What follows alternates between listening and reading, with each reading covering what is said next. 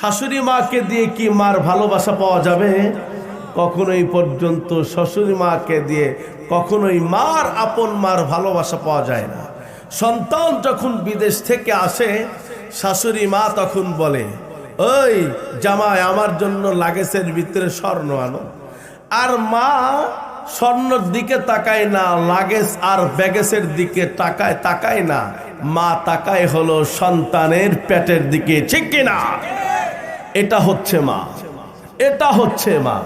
মায়ের দুধের দাম আমরা দিতে পারবো? দিতে পারবেন? যারা কষ্ট দেয় মা আর বাবাকে, তারা যেন কি? জোরে বলুন, তারা যেন কি? জালেম। যারা কষ্ট দিবে তারা হচ্ছে জালেম। কারণ রিদাল্লাহি ফি রিদাল ওয়ালিদাইন ওয়া সাখাতুল্লাহি ফি সাখাতিল ওয়ালিদাইন। বাবা মা সন্তুষ্ট, আল্লাহ সন্তুষ্ট।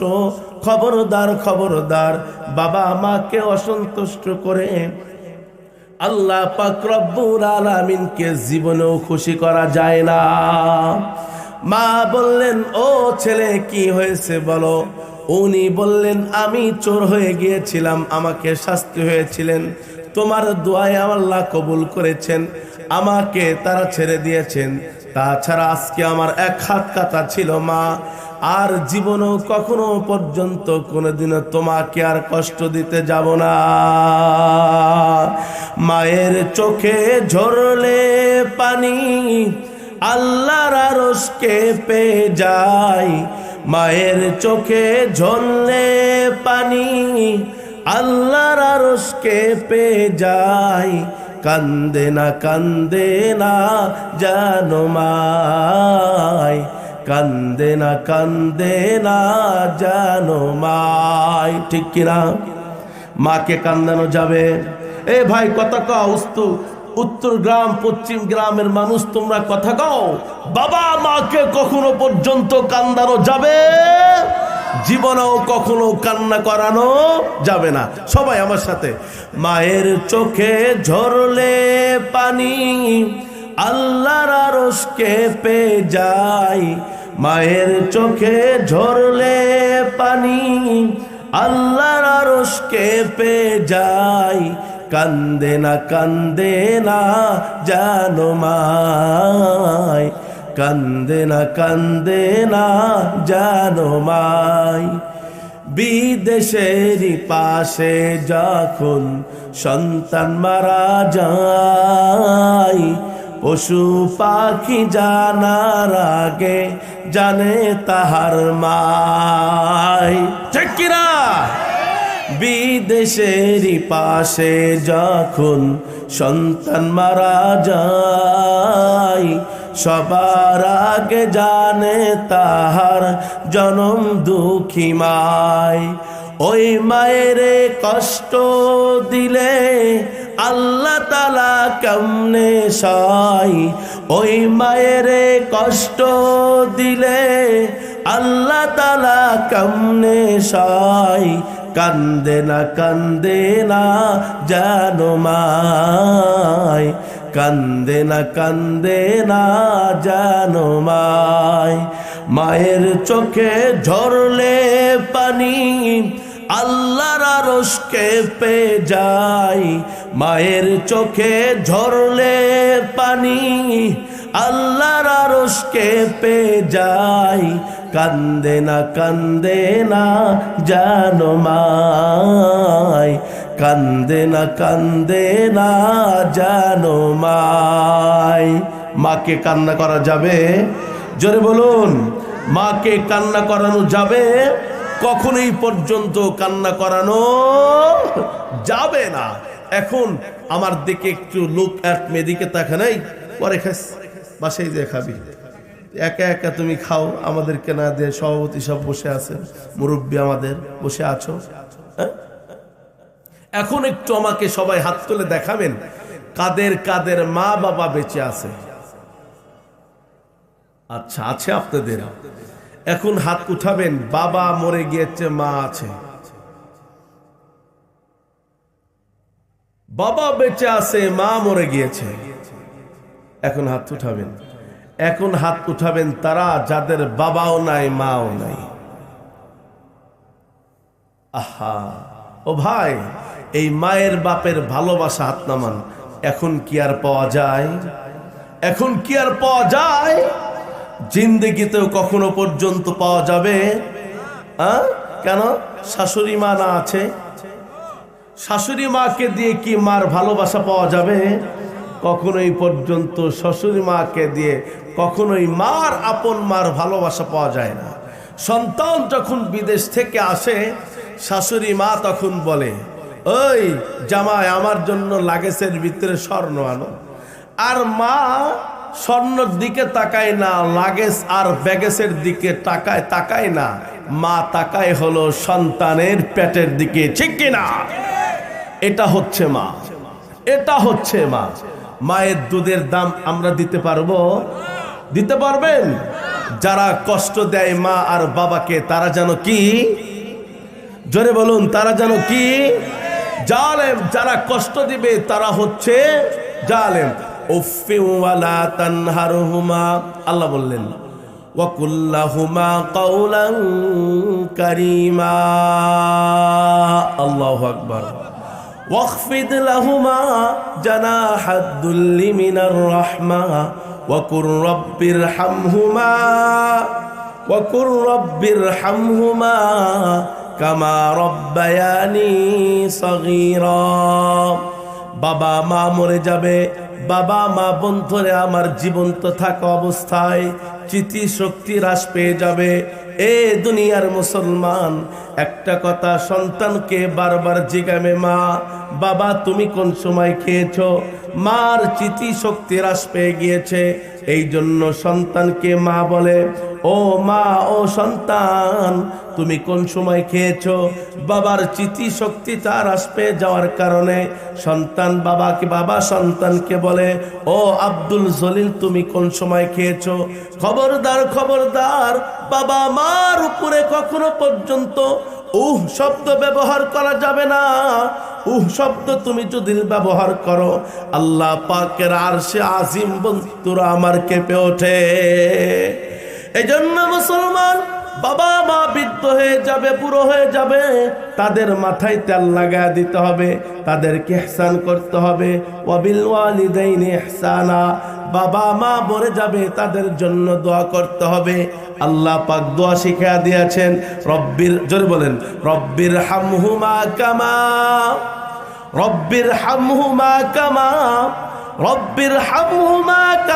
রব্বায়ানি সগীরা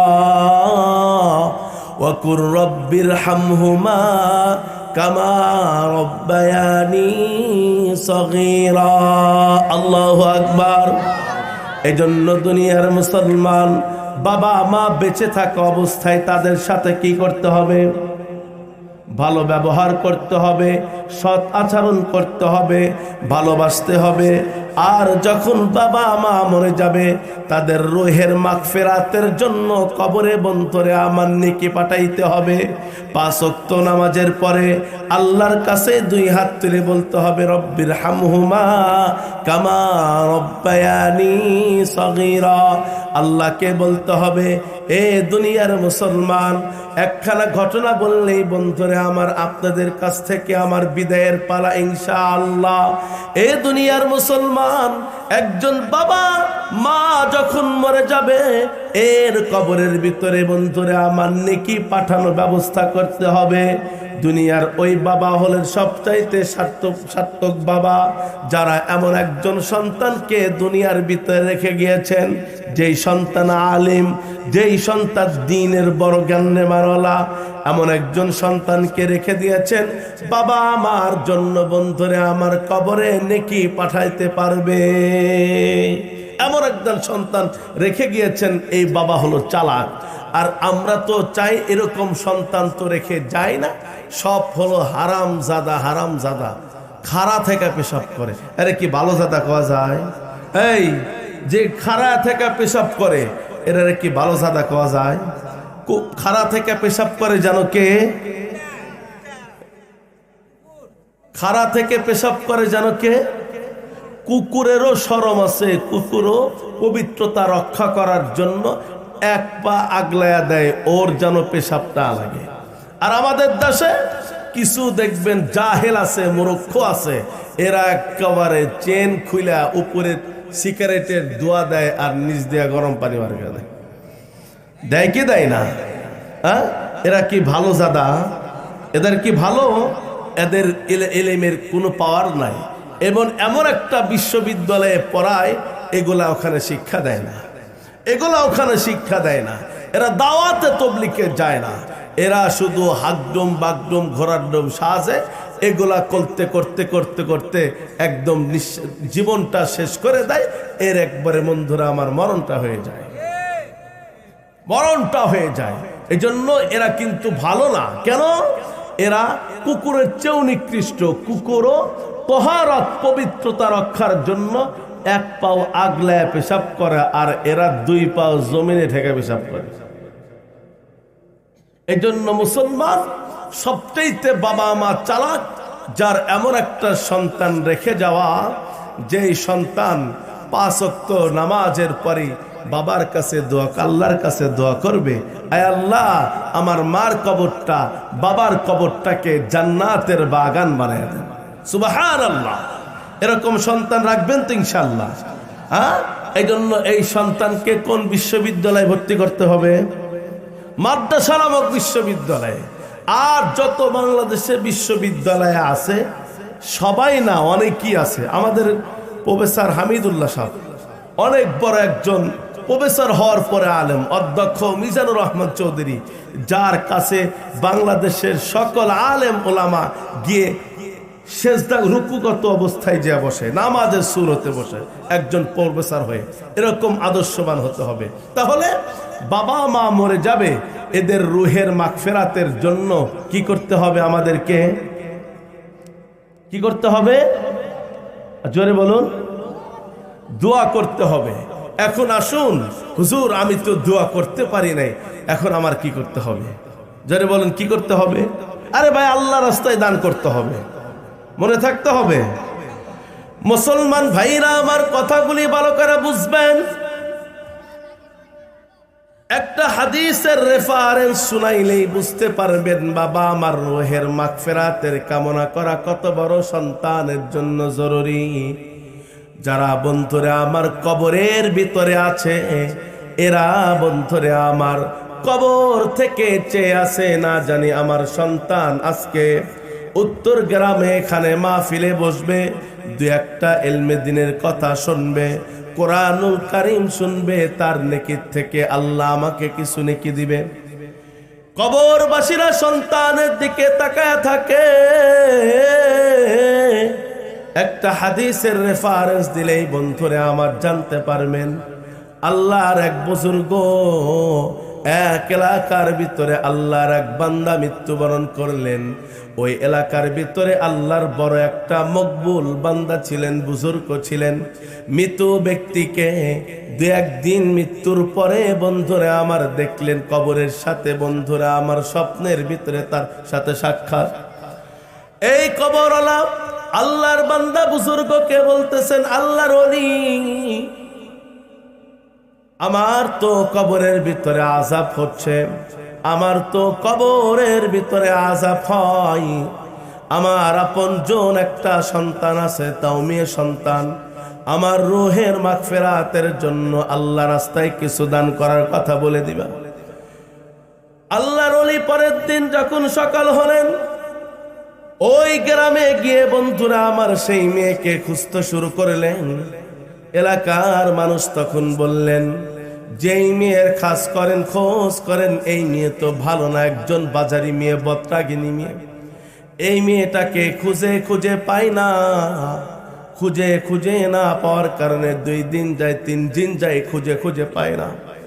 একদিন হঠাৎ করে বন্ধুরা আমার পুকুরের ভিতরে দেখে ওই মেয়ের সন্ধান। এ আল্লাহর বান্দা, আল্লাহর ওলি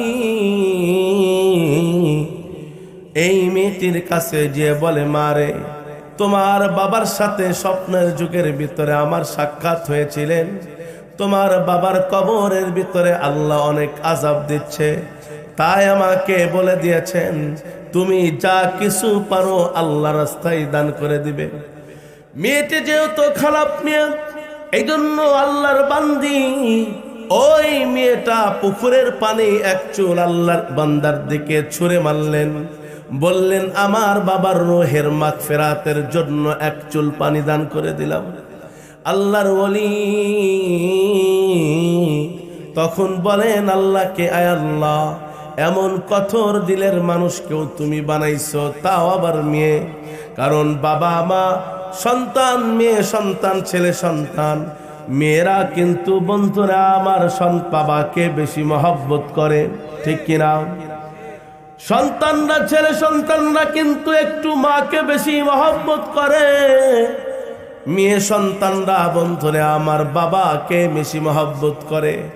এ আল্লাহর বান্দা, আল্লাহর ওলি আল্লাহকে বলতেছিলেন, আয় আল্লাহ, এমন কঠোর দিলের মানুষ তুমি বানাইছো, বাবা আমার মৃত্যুর কথা, কবরের ভিতরে আযাবের কথা শুনেও এক চুল পানি হাস্যজ্য করে ফিক্কা মেরে দেয়।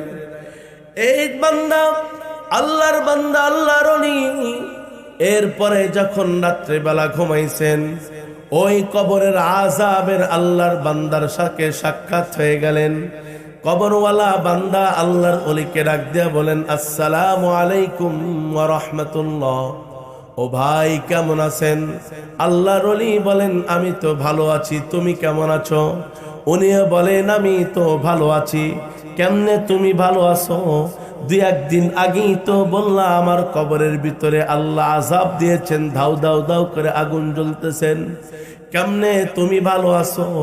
উনি তখন উত্তর করেন, আমার মেয়েকে আপনি দান করার কথা বলেছেন, আমার মেয়ে তো দান করেছে আল্লাহ রাস্তায়, এই দান করার কারণে আল্লাহ পাক রব্বুল আলামিন আমার কবরটাকে জান্নাতের বাগান বানাইয়া দিয়েছেন।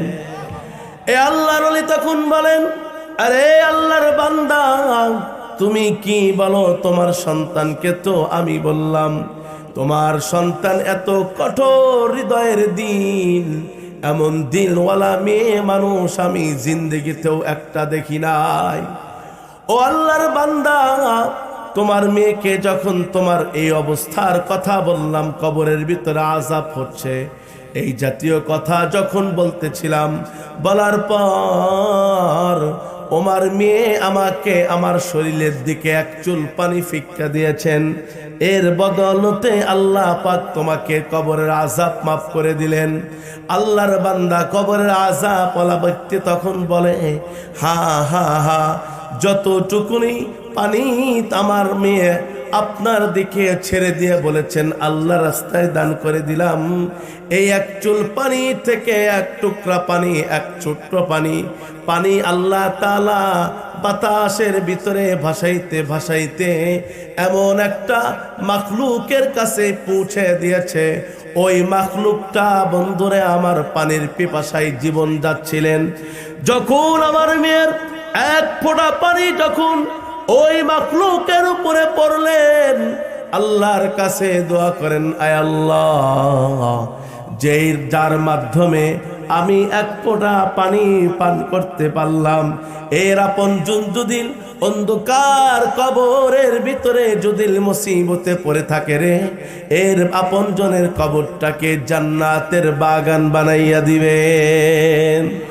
আল্লাহর কাছে ওই মাখলুক দোয়া করেছেন, এর বিনিময়ে আল্লাহ পাক রব্বুল আলামিন আমার কবরটাকে জান্নাতের বাগান বানাইয়া দিয়েছেন। সুবহানাল্লাহ।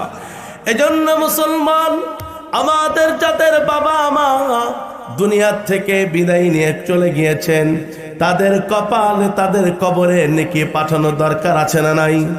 এজন্য মুসলমান, তাহলে আল্লাহ রাস্তায় কিছু বন্ধুরে আমার দান করতেই হবে। করবো তো ইনশাল্লাহ, করবেন তো? এখন আসেন, যেহেতু এটা ধর্মীয় প্রতিষ্ঠান, এই ধর্মীয় মাহফিল, এটাও তো একটা আল্লাহ রাস্তায় দ্বীনের কথা হচ্ছে, তাহলে এখানে দান করার দরকার আছে না নাই? করবেন তো ইনশাল্লাহ? করবেন ইনশাল্লাহ। এই জন্য আমাদের কাওয়ালি শিল্পীরা একটা কথা বলে, দানকারী রই বাবা আমার কবরে আযাব দিও না দানবিয়া, দান করিলে মাল কমে না, নেকির পাল্লা হয় বাড়ি। আল্লাহ রাস্তায় দান করিলে আখেরাতে হয় ঘরবাড়ি।